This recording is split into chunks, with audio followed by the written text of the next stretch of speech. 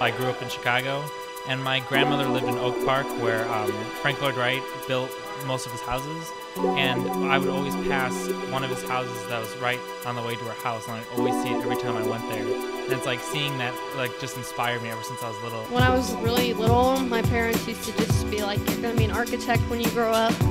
Kind of told me what my life journey was gonna be. I kind of had that stuck in my head for a long time, but then the more I thought on it and just, traveled a lot and saw different architecture in different countries, and it seemed a pretty cool idea. I wanted to go into art, but I didn't think getting a degree in art was very practical. I used to want to be an aeronautical engineer, and then my dad told me that I can't. But then at the same time, I was undergoing this artistic transformation. Kind of the perfect mixture that architecture introduces between math and sciences with arts. Basically, my dad's always been in construction, so I've been around not architecture, but buildings, and it always seemed like something interesting, and I was always good at art, so I figured might as well try it, see how it is. And shouldn't have done that, I don't think. Oh my god, it's where to begin? I just want to say, first off, that cubes are stupid. Our freshman class is the biggest class Pratt's ever had so far. It was 160 back in August when we started, and now it's, I think, a little below 100. I sleep on Fridays, Saturdays, and sometimes Mondays. Every day I think about quitting. My mom's all soft and she's like, "Listen, you need to drop out, we'll talk about it in the semester, blah, blah, blah." My dad's like, "No, fuck no, why the fuck would you ever drop out?" All-nighters are not uncommon. If you have 3 to 4 in a week, it's kind of lectures is nap time.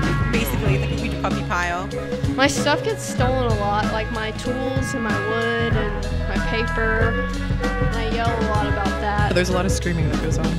Every damn time I come here for an all-nighter, I look outside, it's no longer dark, I can hear people getting up. "Oh, I've had such a great night of sleep," and I'm like, "Shut the fuck up." I bought $100 worth of wood and set it under my desk, and half of it was stolen one night. If you take anything longer than 15 minutes, I've noticed, you just don't wake up. Lots of late nights, emotional outbursts, scenes like you just saw in the hallway. Thankfully, I was diagnosed with ADD a couple months before I got here, so I'm still getting used to taking ADD medicine.